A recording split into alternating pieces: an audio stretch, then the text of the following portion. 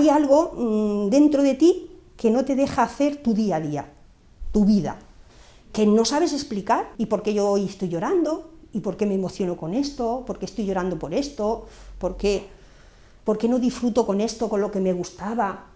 Intentas suicidarte, intentas quitarte la vida porque no puedes más, porque la depresión es un sufrimiento muy duro, es un sufrimiento muy fuerte, que tú sales sola, que a mí esto no es nada, que a mí no me está pasando nada, y lo mismo estás así, que estás así, pum, pum, pum, pum.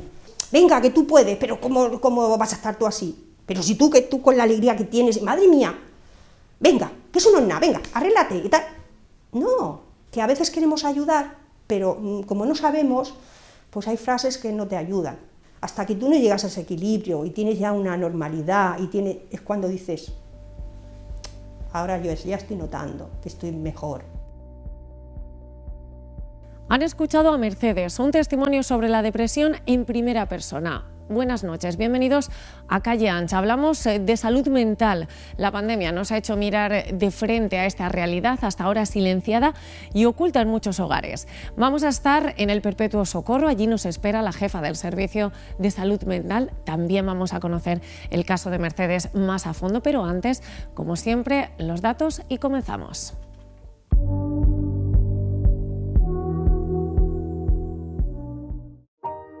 Hay estudios que sugieren que la mitad de los sanitarios deberíamos de reconocer que necesitamos asistencia psicológica.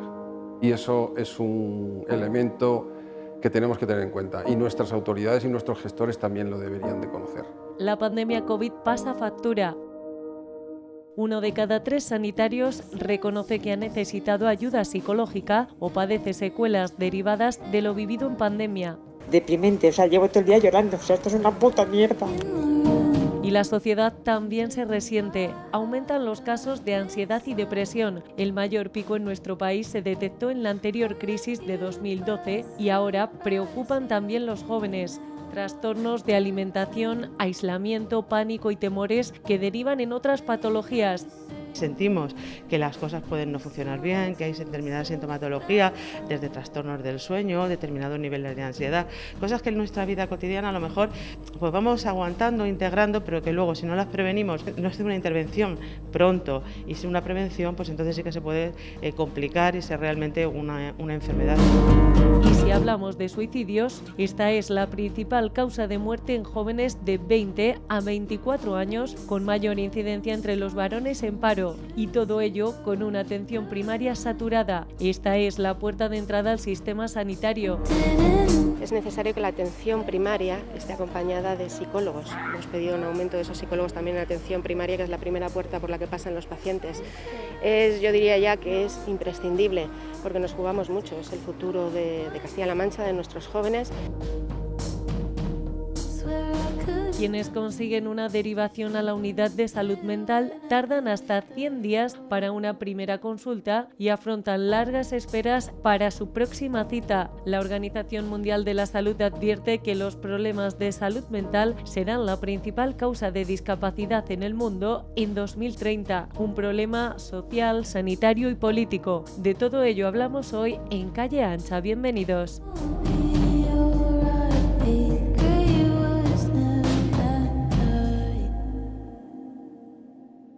Estos son los datos, la salud mental preocupa y nos ocupa hoy. Antes de hablar con la jefa del servicio, quiero que conozcan a Mercedes. La han escuchado al inicio. Ella ahora está al frente de una asociación que trabaja y ayuda a otros que en estos momentos pasan por algo similar a lo que ella vivió.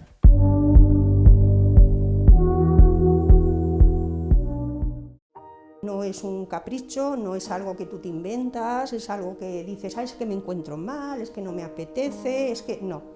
La depresión es una enfermedad muy grave, muy devastadora, no solo para la persona que la padece, sino también para las personas que rodean, ¿no?, a esa persona que está enferma. Mercedes ha sufrido depresión. Hoy puede contar su caso ante la cámara. Hay algo dentro de ti que no te deja hacer tu día a día, tu vida, que no sabes explicar, y por qué yo hoy estoy llorando, y por qué me emociono con esto, por qué estoy llorando por esto, por qué no disfruto con esto, con lo que me gustaba. intentas suicidarte, intentas quitarte la vida porque no puedes más, porque la depresión es un sufrimiento muy duro, es un sufrimiento muy fuerte.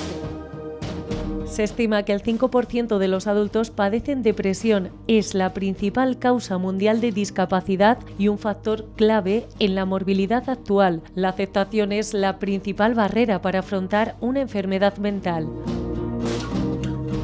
Yo soy una persona bastante extrovertida, bastante abierta y creo que uno de los problemas o de los factores negativos es que el propio paciente no reconoce lo que le está pasando, no reconoce, no acepta que necesita ayuda, que tú sales sola, que a mí esto no es nada, que a mí no me está pasando nada.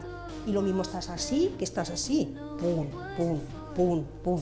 Venga, que tú puedes, pero ¿cómo vas a estar tú así?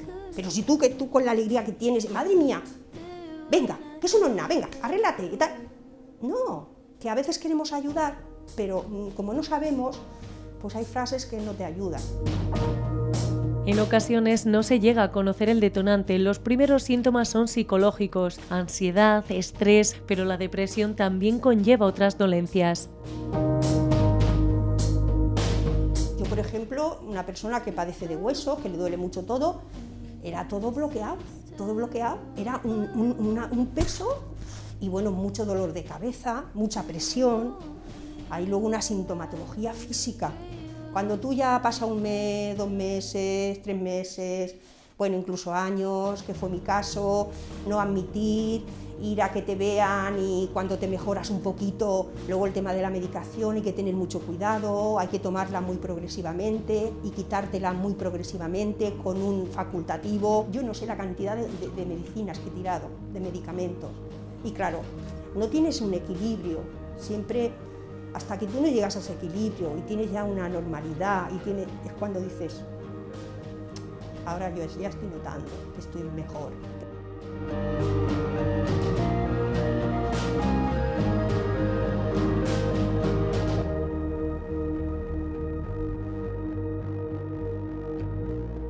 María Jesús Montes, jefa del Servicio de Salud Mental de aquí de Albacete, muchísimas gracias por acceder a esta, que sé que es vuestra casa. Estamos en el Perpetuo Socorro y lo dicho, gracias por dejarnos acceder a esta vuestra casa. Pues nada, muchísimas gracias por invitarnos en representación de todo un servicio que supone pues, la atención desde previo al nacimiento. Ya tenemos programas de atención hasta la vejez y el duelo, que sería, digamos, el final de la vida, con lo cual encantada de que podamos hablar de todo este tema. Hoy hablamos de salud mental y un tema que hasta hace unos años parecía oculto en la sociedad y que poquito a poco se empieza a hablar no solo entre la sociedad, incluso se ha colado en el debate político, pero a los profesionales que trabajan desde hace tantos años en unidades, en servicios como este en el que estamos, yo no sé si han notado pues esa cierta conciencia, si que se empieza a hablar de salud mental se percibe aquí también. Por supuesto, yo creo que dentro de las grandes crisis que suele tener la humanidad, a veces se sale reforzado de esas crisis.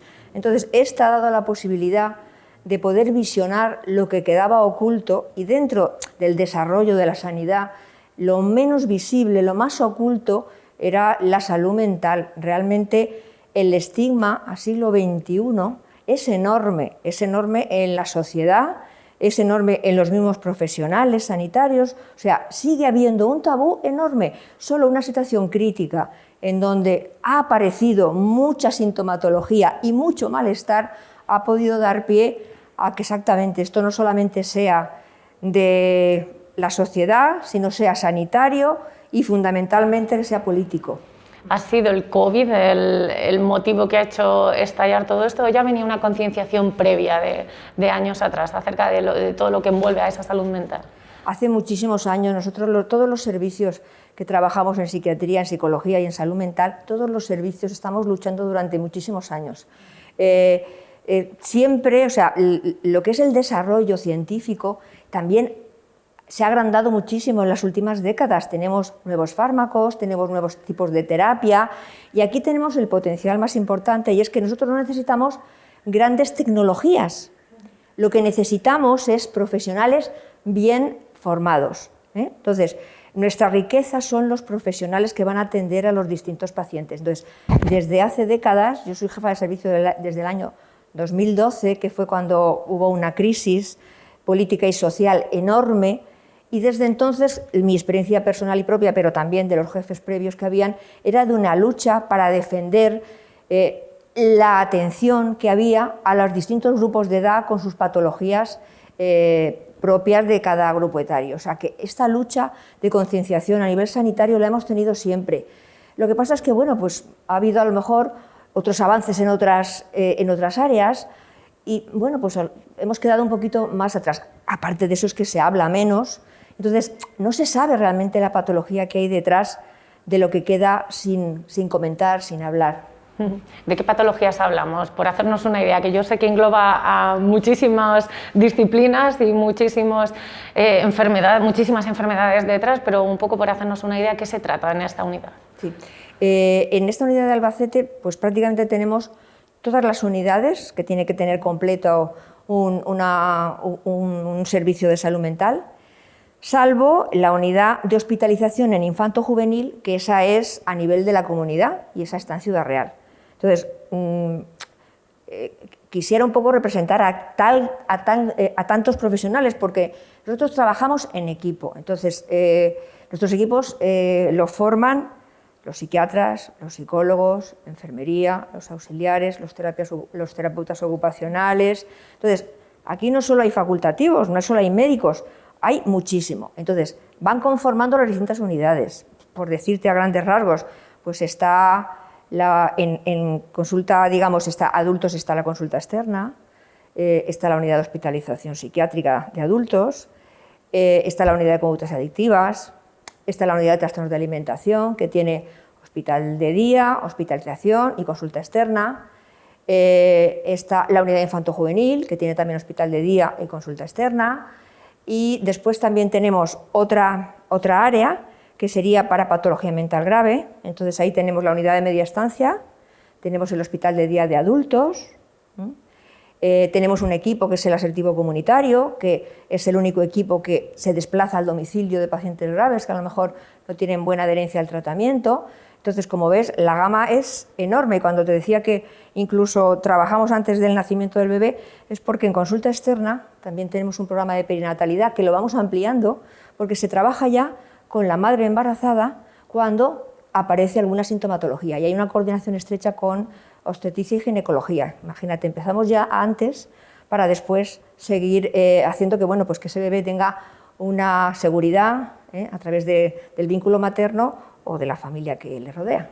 Y María Jesús, con toda esa red de la que nos hablas, dices, bueno, es un tratamiento, se trabaja de forma multidisciplinar y es un equipo el que aquí al final trabaja con un solo paciente. ¿Por qué cree que cuando hablamos de salud mental, de psiquiatría, de psicología, se piensa más en lo privado que en lo público? ¿Hay una cierta reticencia a entrar en el sistema público cuando hablamos de este tipo de enfermedades?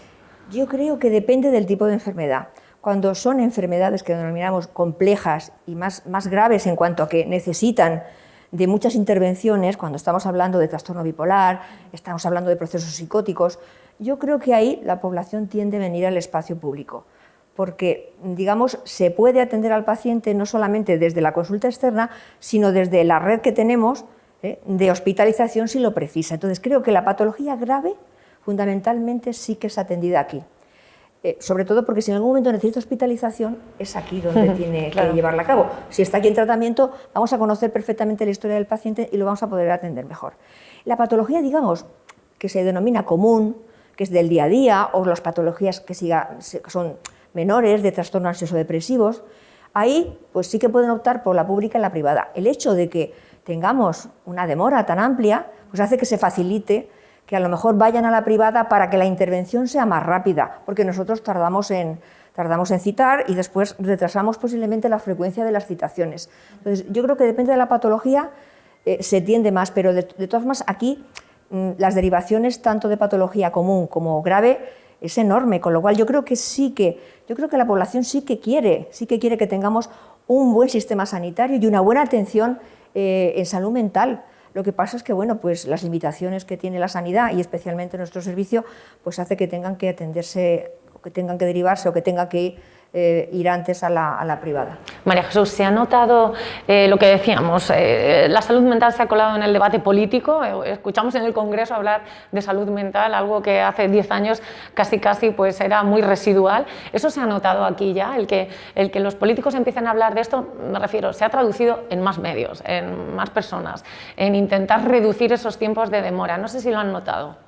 Bueno, pues ahí tenemos varias dificultades. Fíjate, realmente ha pasado al debate político porque ha habido primero una eclosión a nivel social. Entonces, han aparecido muchísimas patologías que estaban escondidas.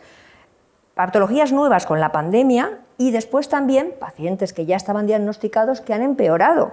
Con lo cual, primero ha habido, digamos, esa eclosión y ese malestar que se ha ido colando en la sociedad y ha ido verbalizando y ha llegado después a nivel político. ¿Qué pasa? Que digamos que en estos 2 años de pandemia se hablan de lo que vosotros a lo mejor habéis oído, que son los contratos COVID, ¿no? Que son los contratos tanto de enfermería como de facultativos para incrementar plantillas. Lo que pasa es que bueno, siempre estamos sujetos a un presupuesto que es global, a un presupuesto que va hacia todas las especialidades. Entonces, sí que se ha visto una mejora en cuanto a los facultativos, pero siempre que aunque haya mejora, no vamos a poder abarcar la cantidad de derivación que hay actualmente, sobre todo con atención primaria. Entonces, a pesar, ha sido buenísimo que a nivel político esto salga a la luz, que ya se esté planteando una estrategia nacional de salud mental que no tenemos, que haya líneas estratégicas fundamentales a las que haya que poner un presupuesto específico. Entonces, se está hablando de todo eso. Eso es algo que no hemos logrado en las décadas previas. Entonces, sí que es algo muy positivo y que sí que está abriendo la posibilidad de nuevas contrataciones. ¿El inconveniente que tenemos cuál es? Pues que la formación especializada tampoco se ha planificado bien. Y entonces ahora mismo en el sistema público tenemos poco potencial, tenemos pocos psiquiatras y psicólogos disponibles porque bueno, pues, también se han formado una cantidad pequeña. Entonces ahora mismo que necesitamos más es cuando vemos que no están formados los suficientes especialistas en psicología y en psiquiatría y en enfermería, porque también tenemos especialistas en enfermería. ¿Qué ha pasado con la pandemia? Es decir, irrumpe la pandemia, empezamos a escuchar que esto ha afectado de un modo a la salud mental de los ciudadanos en general. ¿Cómo lo podemos resumir? O sea, ¿qué ha pasado con la pandemia en cuanto a salud mental? Yo creo que también, fíjate, tendríamos que dividir un poco los momentos vitales, porque pensábamos que en los adultos iba a tener una afectación enorme. También lo hay, porque sobre todo las derivaciones que nos han llegado de este periodo de reclusión social, de aislamiento social, han sido problemas sobre todo de tipo ansioso, de tipo depresivo, problemas adaptativos. Entonces, toda esa gama ansioso-depresiva en el paciente adulto es lo que sobre todo ha generado. Entonces, depende un poquito, pues sobre todo las personas que hayan estado más aisladas, las familias que hayan tenido peor nivel económico, que hayan perdido pues, el trabajo, toda esa parte de adultos son los que están apareciendo ahí, clínica y sintomatología. Entonces, ahí tenemos un grosso que sobre todo afecta a las familias que han perdido más en la pandemia, ¿vale? Después tendríamos la otra gran parte, que es la adolescencia y la infancia. Entonces, era algo de lo que posiblemente no se esperaba tanta patología como ha aparecido. Y bueno, ahí hay muchísimos factores que se han sumado a lo que ya había antes, ¿no? Digamos que esta adicción a las redes sociales, esta necesidad de que el otro me mire, antes de quererme yo, me tiene que querer el otro. Entonces, eso ya estaba de base. ¿Y qué ha pasado ahora? Pues realmente nos hemos dado cuenta de lo importante que es la relación social, y la relación social de tú a tú, no solo a través de redes sociales. Entonces, el hecho de cerrar los colegios, el hecho de que adolescentes se han quedado en casa sin poder quedar con su grupo de iguales, ha tendido a que se desvíen a las redes sociales, y ahí hay una amplia gama y puede ser que alguna de esas redes sociales le puede afectar. Otra cosa muy importante que hemos visto pues, en lo que estamos tratando de infancia y adolescencia, y sobre todo los trastornos de alimentación, pues también como hay, eso también viene de antes, es como una devoción al cuerpo y bueno, siempre estar pendientes de las dietas. Y eso en las familias está, o sea, en las familias el control de la dieta. ¿Qué ha pasado? Que veíais en la televisión que estaban los adultos haciendo pastelitos y bizcochos.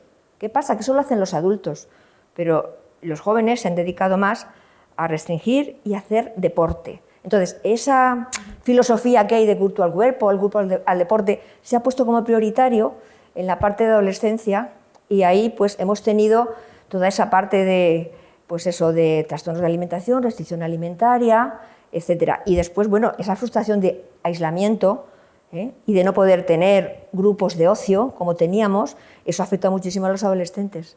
Entonces, esa restricción ha hecho que haya impulsividad, que haya autolesiones. Entonces, hay esa gama también. Y bueno, dejamos también que se ha incrementado, pero bueno, eso estaba de antes, toda la parte de acoso escolar, bullying, todo eso está ahí de base y esto en estos momentos en donde la persona más tímida, más retraída, pues aún le afecta mucho más. ¿Cómo se puede combatir esa sensación de la persona que enferma la mente es una persona débil? Y eso realmente qué difícil es modificarlo porque pues prácticamente todos los días en consulta, incluso los pacientes que vienen apenados, vienen con mucho malestar, sobre todo la enfermedad mental y la depresión, que es el número 1, que va a ser un poco la patología que más discapacidad va a crear a nivel mundial. El paciente se siente impotente, entonces siente que no puede hacer lo que hacía, siente que no tiene placer, a pesar de que a veces tenga alrededor cosas positivas. Entonces, sobre todo vienen con la impotencia de no poder ser lo que eran. Entonces, ahí realmente los de fuera no ven nada exteriormente no ven nada, ve a la persona físicamente y no entiende cómo no se puede levantar, o cómo no sonríe, o cómo está irritable, o cómo se queda en la cama, o cómo no puede ir al trabajo. Entonces, no se llega a entender por qué razón, se piensa que es que eso entra dentro de la voluntad humana, el poder hacer o no hacer. Si estamos hablando de patología mental, hemos pasado, digamos, la barrera del poder hacer o no hacer. Y cuando ya diagnosticamos de una patología, es porque la persona es impotente y su voluntad ya no puede modificar su estado de ánimo o su relación con los demás. Entonces, no es que seas débil, o sea, si tienes una hipertensión eres más débil, ¿por qué? ¿Por qué va a ser? Pues esto es igual, a veces no nos damos cuenta que la mente y el cuerpo es uno, somos todo bioquímica. Lo que pasa es que las enfermedades mentales hay una relación con el entorno y con el medio ambiente mucho mayor, o sea, sí que nos filtra cómo nos rodeamos, cómo nos vemos, cómo nos ven los demás, los factores externos. Entonces, el medio ambiente afecta más. Entonces, ahí posiblemente de ahí se origina que pensemos que es que eso supone que somos vulnerables o débiles. Perdón, somos débiles. No somos débiles. En ese momento somos más vulnerables y lo que podíamos llevar adelante no lo podemos llevar. No es que queramos o no, es que en ese momento necesitamos ayuda porque solos no podemos. ¿Y qué ocurre después? Una vez que tú tratas al paciente, el paciente mejora. Entonces, no es cuestión de que sea débil, no, que en un momento determinado se le tiene que ayudar y posteriormente sigue su vida normal como cualquier otra patología. Si tienes un infarto de miocardio, te tendrán que tener cuidados y después seguirás tu vida con una serie de cuidados.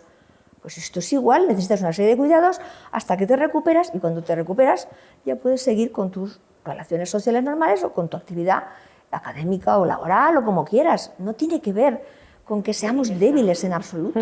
Yo hay una cosa que se me escapa, porque cuanta más información tenemos, cuanto más se habla de salud mental, cuanto más se habla de bullying, de trastornos alimenticios en los jóvenes, parece que más crecen, que no somos capaces de frenar todas esas circunstancias que envuelven a que las personas o a que los más jóvenes en este caso pues vayan a desarrollar una enfermedad mental de tipo como lo que estoy hablando, pues una depresión, ¿no?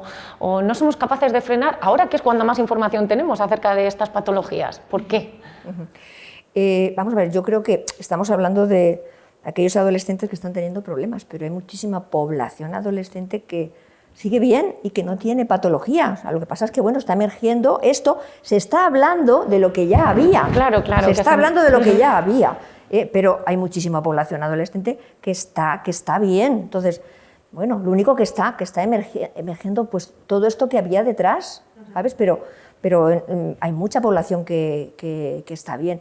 Lo que pasa es que focalizar solo en que esto es la respuesta la tiene que dar el sistema sanitario, es un error, porque nosotros estamos, digamos, en la cumbre de arriba. Tenemos que trabajar desde abajo, tenemos que trabajar en los colegios, en la educación con familias, en el trabajo con los educadores y los orientadores de los colegios, la formación ahí a todo el personal que tienen en los coles. O sea, tenemos que trabajar sobre todo en el colegio, en el instituto, con las familias y con los niños. Entonces, esto es algo que es por estratos, es como capas de cebolla que nos rodea la sociedad. Entonces, tiene que estar desde pequeñitos, con la educación, con el asesoramiento de las familias, con la puesta de límites con respecto a los móviles y a todas estas cosas que se le dan. O sea, educación familiar, educación con los niños en el cole, y después tenemos también muchísima red social que puede apoyar. Han crecido mucho las asociaciones de tercer nivel. Tenemos muchas asociaciones, por ejemplo, aquí en Albacete, que trabajan también con prevención, trabajan con prevención de depresión, trabajan con duelos, Cruz Roja también tiene programas. Entonces, hay muchas entidades que pueden ayudar a que este fenómeno se vaya, digamos, regulando y podamos darle una vuelta de aquí a un tiempo. Pero esto da también pie a que hagamos una especie de crítica, de cuestionamiento de qué estamos haciendo todos. Y todos tienen que ser, todas las instituciones, educación, ya te digo, educación, ya te digo, y después, bueno, pues todos los entes que están trabajando, que hay muchísimos psicólogos trabajando también fuera de lo que es la sanidad pública. Entonces, es algo conjunto, no podemos dejar de ayudarnos de todo. La sanidad, digamos, aquí tenemos servicios especializados, entonces tiene que partir de abajo, tiene que partir de educar, y tiene que partir del colegio y de las familias. Yo le quería preguntar, sé que es una pregunta muy genérica y que no tiene una sola respuesta, pero ¿los pacientes que llegan hasta aquí se llegan a curar alguna vez o es algo con lo que van a tener que aprender a vivir? Es decir, ¿una enfermedad mental se puede quedar en un momento puntual y llegar a curarse? Fíjate, nosotros, como en todas las patologías físicas, hay enfermedades que se hace una intervención y se curan, y en cambio otras necesitan un tiempo de tratamiento. Entonces nosotros cuando trabajamos con enfermedad mental, trabajamos con recuperación. ¿Recuperación qué significa? Aminorar la sintomatología para que tú puedas de nuevo volver a tu vida normal. Entonces puede ser que tengas en algún momento algún síntoma, pero que no te impida volver a tu vida normal. Para nosotros la recuperación es el éxito. Entonces, que hay casos en donde se hacen intervenciones y se da el alta y el paciente ya no precisa venir más. Claro que lo hay, pero hay otros en el que lo que hacemos es recuperar para que vuelva de nuevo a la normalidad de su vida diaria. Y esos pacientes están, entre comillas, lo que la sociedad entiende, están curados. María Jesús, ¿qué pasa con el suicidio? Que es como un final a muchas enfermedades mentales que acaban de este modo, y es algo que de forma paralela a la sociedad es tan tabú que ni siquiera se habla en la propia familia cuando sucede un caso de este tipo. ¿Cómo se trata aquí? Fíjate, se está hablando, la OMS habla desde el año 1960, estaba instando a todos los gobiernos a que hicieran estrategias de prevención en suicidio desde entonces.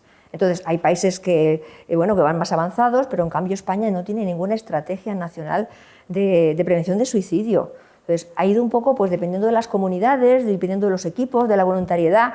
Realmente hay una desigualdad absoluta en el desarrollo de programas preventivos de suicidio, ¿vale? Entonces, ahora que realmente estamos viendo, las estadísticas son desastrosas.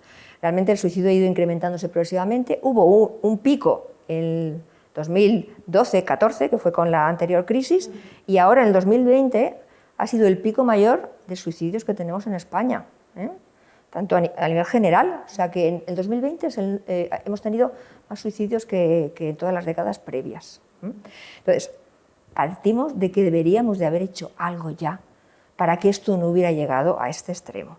Pero ahora, ¿qué tenemos? Bueno, pues posiblemente el discurso político está haciendo que nos movilicemos muchísimo más y que nos favorezcan el empezar a trabajar con este tipo de pacientes a través de programas sistematizados, con equipos, etc. Entonces, nosotros ya cuando empezó la pandemia en el 2020 ya detectamos que posiblemente iba a haber una situación complicada con la ideación o con el gesto autolítico, no solo con los suicidios como tal, sino con lo que viene antes, que es la ideación. Entonces, desde octubre de 2020 empezamos un programa de prevención de conducta suicida que le hemos denominado Renace, es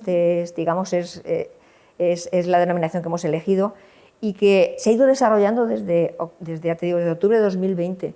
Tenemos pues una derivación desde atención primaria, contactamos también con todo el hospital, hemos tenido una reunión también ya con todas las asociaciones que trabajan con pacientes, también lo ha favorecido el ayuntamiento, hemos hablado con educación, entonces hemos empezado por lo sanitario, tenemos que seguir colaborando todas las entidades y después también habría que ampliar formación, también incluso a las fuerzas de seguridad, a los medios de comunicación, o sea que estos son como capitas que vamos empezando, pero aquí sí que tenemos un programa ya, uno de adultos y otro de infanto-juvenil, en donde llevamos ya un trabajo con bastantes niños y con muchos adultos. Hablamos de, aquí la prevención es casi la mejor herramienta, ¿no?, con la que se puede trabajar. Ahora todo el mundo, después de estos meses de años ya de pandemia, sale a la luz la ansiedad también, ¿no? Esos casos de estrés, de ansiedad, de incapacidad también puntual. ¿Cómo se puede prevenir todo esto? ¿Cómo podemos darnos cuenta de esas señales de alerta de que esto empieza a ser un problema, que no es algo del día a día? Bueno, ahí la sintomatología un poco que siempre hay como una mezcla. Cuando aparece ansiedad, a veces aparece mezcla de síntomas ansiosos, depresivos, entonces nos encontramos inquietos, a veces notamos como que tenemos así, como que no nos entra bien el aire. Lo normalizamos, esas situaciones. Yo creo que al principio puede ser que digamos, bueno, estoy un poquito nervioso, porque eso sí que lo detectamos, estoy nervioso, no sé qué me pasa. Detectamos peor la depresión, pero la ansiedad la detectamos. Ya cuando vemos que es muy continua, que es muy mantenida, que incluso hay un momento en donde tú ya te sientes mal, que no puedes seguir porque es que te falta el aire, pues entonces ya estás pensando que realmente hay algo más que tú no puedes ir manejando. Entonces, todos los estudios que están haciendo ahora sobre la pandemia están hablando que el confinamiento y el aislamiento social, junto con los factores socioeconómicos, son lo que más ha potenciado la aparición de toda esta patología ansioso-depresiva. Entonces, esos serían los factores más importantes, el aislamiento social y las familias que realmente han tenido una pérdida importante a nivel económico y no han podido, digamos, subsistir o mantener un poco ese nivel básico que precisamos todos. Entonces, las políticas un poco de igualdad también tienen que estar porque si no, esas personas van a entrar en cuadros mayores. ¿Son pacientes que suelen acudir a consulta o piden la ayuda de forma propia o suelen venir acompañados de algún familiar que ha notado de forma externa pues esas señales de alerta? Yo no sé si uno mismo es capaz de darse cuenta, si es un paso importante el que uno se dé cuenta sin necesidad de alguien externo o las familias aquí son importantes. Pues yo creo que vienen los pacientes solos o vienen acompañados. Da igual. Depende un poquito. Depende también de las patologías. Por ejemplo, cuando estábamos hablando de trastornos de alimentación, los primeros que están detectando que hay problemas son los padres. Están viendo, pues a lo mejor, que esa niña pues, no se sienta a comer con ellos, se levanta pronto. Entonces, están detectando cosas. Entonces, hay patologías que la familia las detecta antes. Los cuadros psicóticos, por ejemplo, que la persona esté cambiando, esté teniendo conductas extrañas o haciendo contestaciones raras, ahí la familia es la que alerta. Entonces, el paciente a lo mejor no se está dando cuenta y las familias están alertando. Entonces, hay patologías en donde la familia lo detecta antes y se pone en contacto con el médico de atención primaria, y otras patologías, como ya en la época de adulto, en donde hay sobre todo sintomatología ansioso-depresiva, la persona lo detecta. A veces el acompañante o la persona con la que convive también está alertándole, pero generalmente el adulto lo va detectando. Lo que pasa es que, bueno, siempre decimos, vamos a aguantar a ver qué pasa, vamos a aguantar. Y en ese aguante, pues es posible que pases y rebases la capacidad que tienes de afrontamiento. María Jesús, ¿qué le gustaría, qué necesita esta unidad? Es decir, ¿qué le gustaría? Yo esta pregunta sé que siempre es utópica, pero sí, es como ¿qué hace falta y qué le gustaría haber realizado o poder tener todo a su alcance para poder llevarlo a cabo? Que muchas veces es lo que falta. Vamos a ver, fíjate, siempre nosotros, anualmente, siempre en los hospitales tenemos que presentar una memoria y tenemos que hacer un plan de necesidades. Entonces, siempre hemos ido planteando qué necesidades. Entonces, en todas las unidades que yo te he dicho, se precisa más personal, se precisa completar los equipos que a veces están incompletos. O sea, han nacido las unidades especializadas que te he comentado, por ejemplo, la unidad de trastorno de alimentación, el hospital de día infanto-juvenil, ha nacido incompleto y se ha ido después con trocitos, se ha ido completando con los profesionales. Entonces, lo primero es completar esos equipos que están incompletos y después ver entre todos qué hacemos con la cantidad de derivación que hay de atención primaria y de pediatría, porque estamos desbordados. O sea, eso es una realidad. Y yo creo que cualquier tipo de servicio en salud mental te lo va a decir. Estamos desbordados por las derivaciones en pediatría y en adultos. No sabemos qué hacer con la cantidad de pacientes que tenemos y que atención primaria ha detectado y no los ha derivado. Realmente tenemos que sentarnos a hablar de qué hacer con respecto a la atención de esos pacientes que ya llevan meses esperando. Entonces, ahí no te sé decir en concreto, pero algo tendremos que hacer. Y después no te puedes imaginar en patología mental grave las necesidades que también tenemos, que son muchas, de pacientes con cuadros psicóticos pues que quedan con síntomas y ahí hay que tener un soporte y hay que tener centros de día, hay que tener un soporte para esos pacientes que quedan con síntomas. Eso es otro gran porcentaje de pacientes a los que también, esos sí que son muy invisibles, esos están siempre recluidos, los atiende la familia y esos sí que nosotros tenemos que ir a darles luz, porque bueno, hay sobre todo el centro de rehabilitación, AFAES, pues ahí trabaja mucho con ellos y nosotros trabajamos con ellos pues bueno, pues cercanamente, porque si no, no se podría. Y no te puedo decir más toda la cantidad de pacientes que precisaríamos atender, pues esta discapacidad intelectual, que la atendemos, pero no hay un programa específico. Bueno, penitenciaría, pues tampoco, o sea, lo tenemos, vienen, derivan, pero no hay un programa. O sea, tenemos muchísimas necesidades en salud mental, muchas necesidades que nos reclaman desde hace tiempo. Atención a la tercera edad en los geriátricos, que tampoco vamos directamente a atenderlos, y a ellos es difícil que accedan a venir aquí. Entonces, necesidades hay muchas de varias décadas. Entonces, bueno, pues ahora que se visibiliza, iremos por lo más prioritario, sin olvidar a lo que se queda silenciado, porque se queda mucho detrás silenciado, ¿eh? Iba a decir, las asociaciones casi siempre llegan a donde el sistema público no puede llegar, ¿no? Y ha mencionado a AFAES, o sea que es una de las que llevan muchos años trabajando. Me decía, trabajamos muy de forma totalmente conjunta con totalmente, ellos. Vamos, ellos nacieron de la nada y ahora, bueno, han atendido a muchísimos pacientes, que son pacientes que ahí queda una residualidad, que queda una parte en donde tienen que ser atendidos y tienen a lo mejor pues, que tener un trabajo, un empleo protegido, con apoyo, tienen que tener unos centros donde ellos en grupo se sientan bien, actividades de ocio, que les favorezca un poco el acercamiento a la vida en comunidad. Entonces, todo eso, pues AFAES ha hecho una labor fundamental. Entonces, estamos en íntima relación. Cuando te hablaba de las unidades, la unidad que tenemos de unidad de media estancia, pues allí estamos en trabajo directo con AFAES y con la mini residencia. Allí hay una consulta especializada para atender a esos pacientes de forma rápida y que no se descompensen. Entonces, sí, nuestra relación con ellos es un trabajo conjunto, porque esos son silenciados. Ahí no se habla de ellos, y son pacientes que precisan de una atención de cuidados y tenemos que ser las familias y nosotros los que demos luz para que también el sistema político entienda que necesitan una serie de cuidados y no se pueden obviar. En las universidades es atractivo el tema de salud mental porque decimos se necesita infraestructura, esa red de expertos, pero también hablábamos de que faltan profesionales, ¿no?, especializados.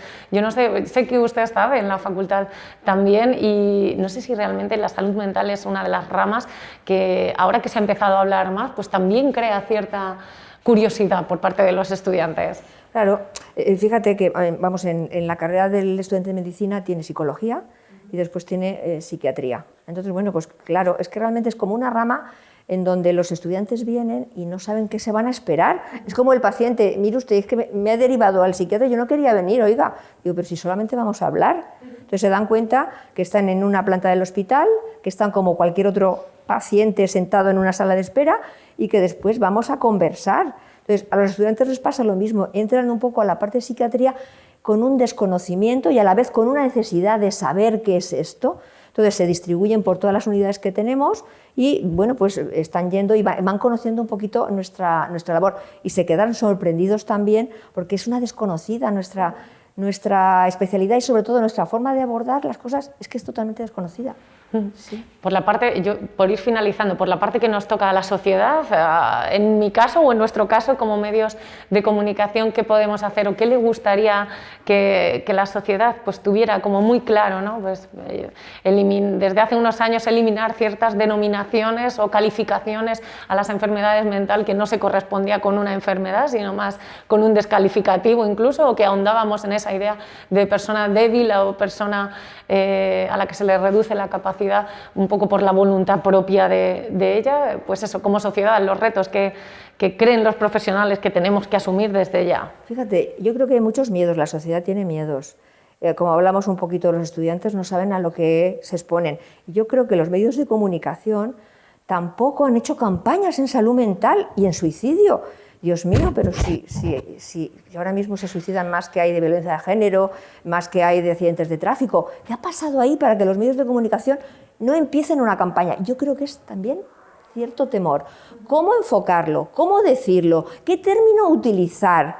Yo creo que ahí también ha habido, aparte de la poca visibilidad que tenía este tema, es el temor a hacerlo bien. Entonces yo creo que el reto es que nos pongamos claros en campañas, que entréis en campañas, y esta es la primera, sobre prevención de suicidio. Aquí podríamos empezar a trabajar conjuntamente para perder el miedo a cómo se tiene que trasladar la información, porque yo creo que cuando un paciente oiga un medio de comunicación que con respeto habla, por ejemplo, de una ideación suicida, se va a sentir reconfortado y se va a sentir identificado. Entonces nos queda un camino un poquito para aventurarse a perder el miedo de hablar de salud mental y, como no, por ejemplo, a través de ideación autolítica o de prevención de suicidio.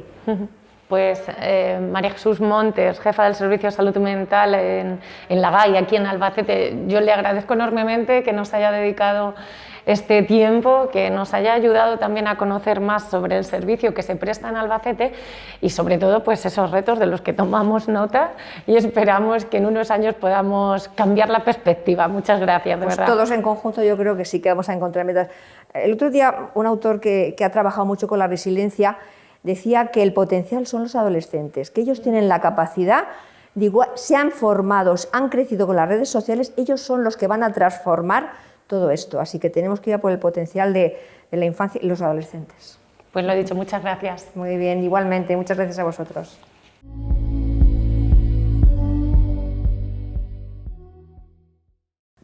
Bien, pues paciencia y ayuda, dos palabras claves para abordar la salud mental y sobre todo eso, hablar de ello. Solo así conseguiremos un plan estratégico que nos permita cuidar y prevenir este tipo de casos. El próximo jueves les espero con un nuevo tema que analizar. Ya saben que pueden hacernos llegar sus propuestas en nuestro teléfono WhatsApp que les dejamos por aquí abajo y que tienen un hashtag en el que pueden comentar el programa de hoy. Sin más, gracias por su compañía. Buenas noches.